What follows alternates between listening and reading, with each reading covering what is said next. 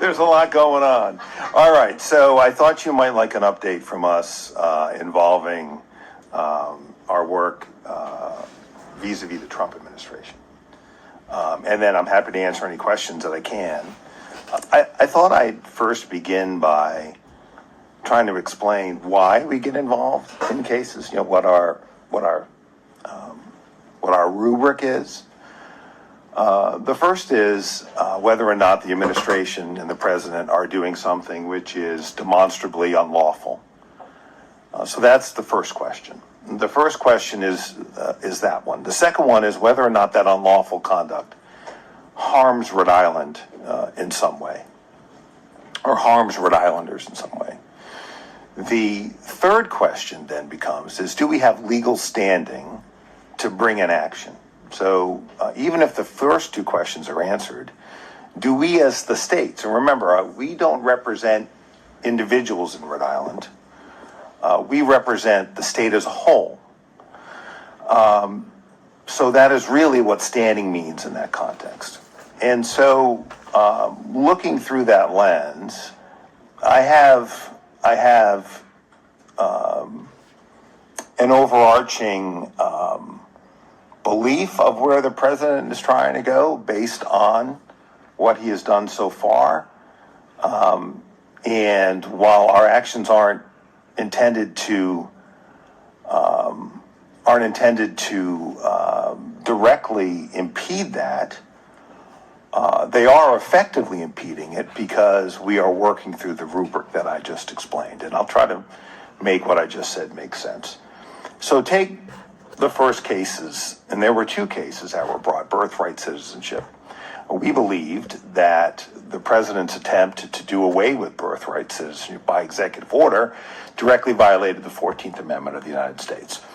And was in direct contradiction not only to the plain language of that amendment, but also to case law that had interpreted it. So that's question number one. Question number two was that unlawful act, the executive order, outlawing birthright citizenship, was that harmful to Rhode Islanders? And without any specifics, there is no doubt in my mind that there are children being born in Rhode Island today and last week and will be born next week that will have the benefit of the 14th Amendment and be citizens of the United States, irrespective of their parents' standing, immigration standing in the country. So we knew that the president's unlawful act would impact Rhode Islanders. And third, on standing, did we as a state have standing to sue on behalf of those Rhode Island babies as a whole?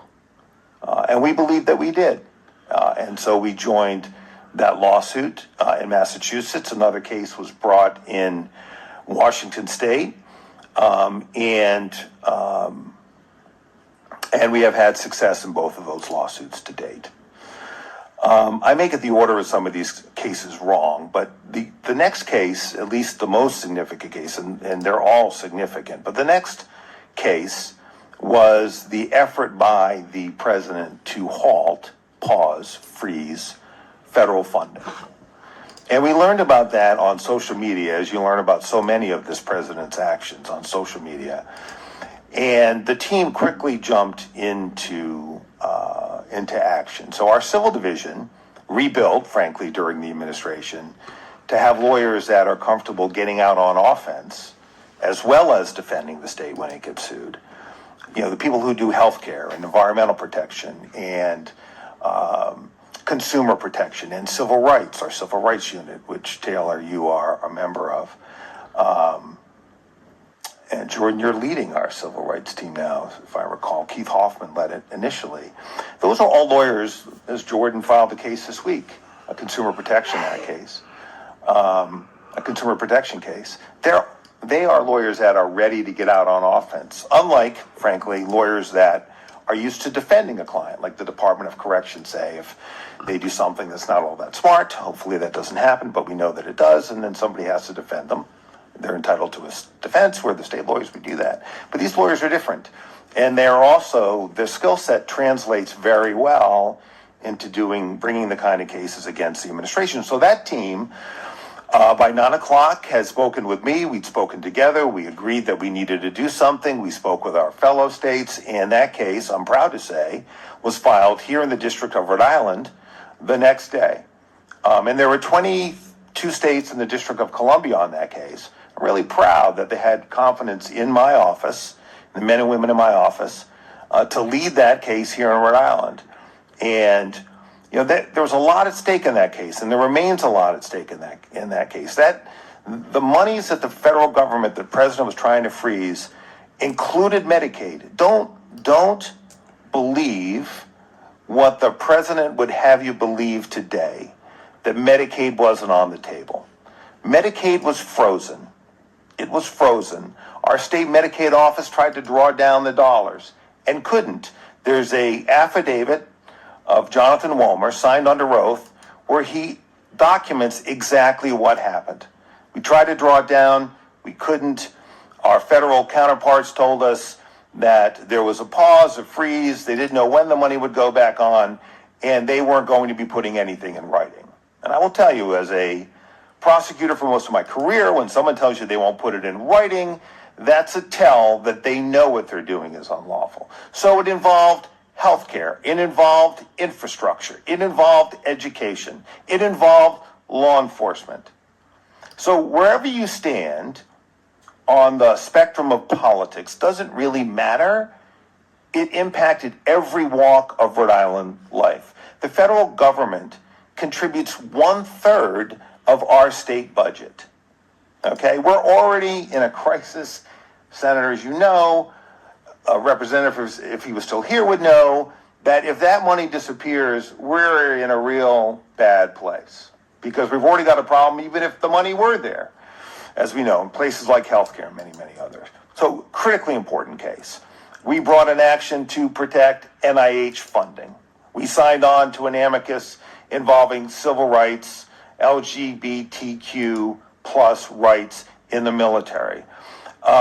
We fought to keep Elon Musk out of our confidential information. And there's no question that going forward that these fights will continue. I will tell you that the team is working very, very hard. That group of lawyers that I described earlier, some of whom are in this room, some of them are on your committee, they're working really, really hard. And in addition to doing that work, they are also carrying on their usual responsibilities.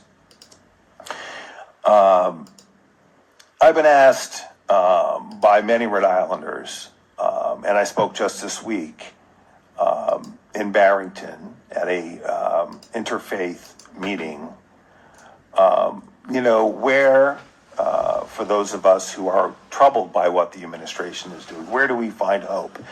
And look, there are many places to find hope, and we have to all find hope individually where we find it. But this is where I find hope, and I think that this is a place where others can find it as well.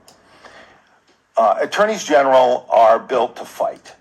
If you're not wired that way, I don't think that you are a very good fit for the job.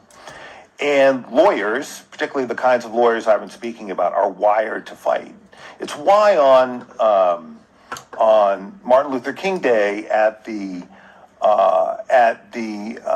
event at Ebenezer Baptist Church, I talked about fighting in that moment. And Leader Chippendale, if I remember, again, I wish he was still here because he told us after I spoke to forget about fighting and to put the gloves away. Not true. We have to fight. If we don't fight, the Trump administration will run us over. Okay? And I alluded to earlier what my overarching concern is, and it's displayed through the funding freeze case itself. That is not new money. That is not new money appropriated by the current Congress. That is all money that the previous Congress had agreed to send to the states. And some might say, well, that's a waste of money. Well, I disagree. But also remember that it's your money. It's our money. Those are our federal taxes that are coming back to us to do the kind of work that Rhode Islanders need. That 1/3 of our state budget that comes from the feds isn't their money. It's your money. It's our money. It's money that we pay in our federal taxes. And we have a right to that money. And the law says we have a right to it. So when the president says we can't have it, what he's effectively doing is he's telling the Congress, you don't matter. That I don't care what the Congress says. Even though the Congress said that money's coming back to the 50 states and the territories of the United States, I don't care, I'm not sending it. For whatever reason. Because I want to have big spending cuts, or I want to provide tax breaks to the very wealthy, or I don't like the cut of your jib, meaning you have too many DEI programs, or they don't like my Clifton clerkship program, or they don't like the fact that I have a gender-neutral bathroom. Well, I don't care. We're going to keep doing what we're doing, and we're not going to let the Trump administration use money to change or try to change our values. But when he sidelines the Congress the way he does, and when he attacks the legitimacy of the courts the way he does, what he is effectively doing is sidelining the other two branches of government. Those other two branches, which our founders, our framers, and you can read about it in the Federalist Papers, my fellow Americans, my Republican friends that so often talk about the framers. What you'll see is it's that tension that assures our democracy, that assures our individual rights. And so if we don't fight back, and the president sidelines the Congress and turns them into either conspirators of silence or people who can do nothing but wail, and then undermines the judiciary, where the fight by your attorney general's office and attorneys general around the country is happening, okay, we all lose. So we have to stand up as Americans. We as an office have to fight. It's why I asked for, in my budget hearing just upstairs, the governor to stand with me in this fight. And why the General Assembly, the governor, gave my counterpart $5 million to assist in this fight. I've got 5 people I could hire tomorrow, many of them coming from the federal government, experienced lawyers that could join our team and help in this fight, so critical to our freedoms. And instead of the governor helping me in my budget, he acts against it. And so my statement to you will follow my statement to him. My statement to him is join the fight. If you really want to stand up to Trump, put your money where your mouth is, stand with my office, enhance our budget, let us do our job. We're winning, we'll continue to win. The more resources we have, the more we'll win. And my message to you is no matter what this governor does, we are with you. We are with Rhode Islanders. We're going to continue to fight.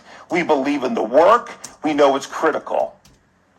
And every one of our lawyers comes to work every day, whether they're in my criminal division like Taylor, or whether they're in our civil division like Jordan, or whether they're on my legislative and policy team like Allison. They come every day ready to fight, because that's what's necessary, particularly in this moment.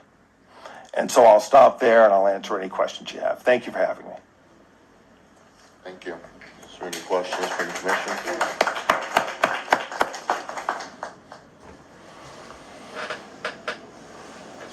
Not a question, just a comment. Thank you for your continued advocacy for Rhode Islanders, both here in Rhode Island and across the nation, joining in on those Attorney General's lawsuits. It's, as a state legislator, knowing that we now have to rely more on the states and on our frontline people who are just regular, everyday public servants, it's heartening to know that we at least have someone in our state who is taking those fights to Washington. So thank you.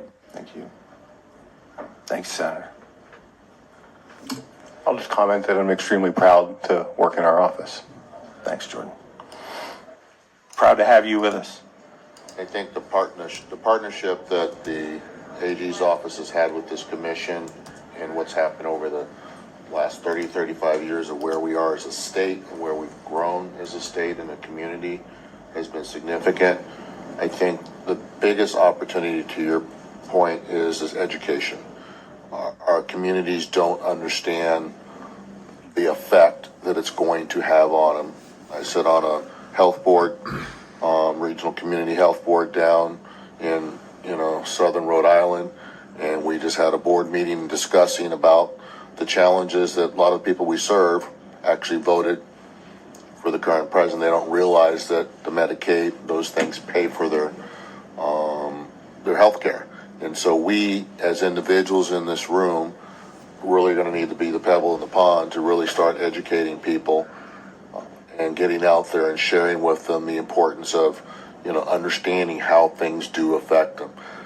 I got a call at 11 o'clock the other night after your presentation up in Barrington. That's how impactful and powerful it was. But we need to do more of those things in our community to get people alert and aware of how things affect us. Putting your head in the sand only means we're going to get kicked in the butt. And so it's up to us to get out there and communicate. So thank you. Thank you.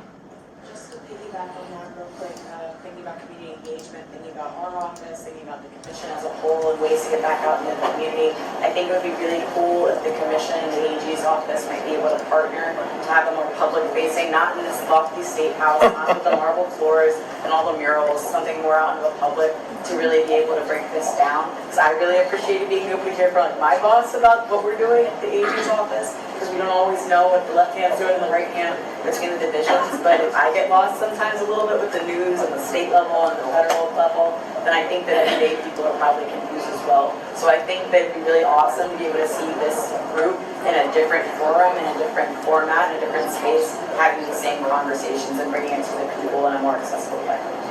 Taylor, we've done 2 of these town halls now. We anticipate doing more of them. We're always happy to partner with the commission, always. But we anticipate, others. This is what I talk about principally when I'm out on the road, and we've had great turnouts, and people are worried, and they should be. Joe, when you talk about Medicaid, and I hope I can call you Joe. You're welcome to call me Peter. Medicaid, obviously, first and foremost, is the health care system for a third of our state anyway, maybe a little more. 40% of children are on Medicaid. They don't have access to dental care. It's a whole nother story because most dentists don't take Medicaid. So that's a fight that we need to have irrespective of who is in the White House. But even more than that, or as much as that, our system can't afford the lack of revenue if Medicaid is significantly cut. I mean, our healthcare system, our hospitals, our providers are, they are sort of at end of rope under our current Medicaid reimbursement system. It needs to increase significantly. If the federal matches were to be cut dramatically, not only would many of our residents lose health care, which is the principal problem, but there also might not be a healthcare system in any event because those people are going to show up in the ER and the hospitals will treat them, but there won't be any revenue to provide that treatment when that treatment is the most expensive. That's why you don't want to be investing in healthcare. We don't want bigger ERs. We want more treatment outside of that location. I'll just echo the words of thanks of my colleagues and really, especially for my very short time on this commission, seeing the brilliant legal minds Keith Hoffman, chief among them, but also Taylor and Allison and Jordan and others who've shared with us and really enabled our work to be as effective and lasting as it has been. I guess in the language of hope, I'm interested in what winning really looks like and how the work continues if this administration decides that they're just not going to listen to federal courts. Yeah, I've thought about that a lot, Rabbi. Even today, and what does winning look like? I think, and I thought about it because, in my spare time, I like to read about history. History in the early part of the century, of the last century, which seems even more relevant today. I mean, there are echoes of authoritarianism in what we've been talking about, for sure. But I think it's either it is a holding action. Nobody loves the trench warfare of World War I, but I don't think we're going to change the president's mind. In my mind, he's a bully. You can't negotiate with him, and you can't reason with him. Those are my personal thoughts. I'm not speaking for my staff, obviously, but we have to hold. We have to hold the line. We have to hope that our infrastructure and our institutions hold up, but they can't be triggered. Judge McConnell doesn't get a chance to do the right thing under the law, not as a matter of politics, as some would have you believe, but as a matter of law, unless our team works overnight to get him the case that will allow him to do the right thing. And so, that's what it will entail. When the president acts, we'll react, and quickly. And winning to me is not being shocked and awed as the president would have you believe. We are. We're not shocked and we're not awed. And the proof is in the results. And we have had near universal success in pushing back against it because we're right. It goes back to the things I started with. Has he committed a legal violation? Has he violated the Constitution? Does it harm Rhode Islanders? Do we have standing? And when all those three things are satisfied, we know we have a pretty good chance of getting success, and that will hopefully hold the line until the entire country, comes around to our point of view, and we have another chance to elect someone who will actually believe in our Constitution and our individual freedoms. Do the rabbinic thing and say amen. Thank you. Thank you, everyone. Thank you. Grateful for your time.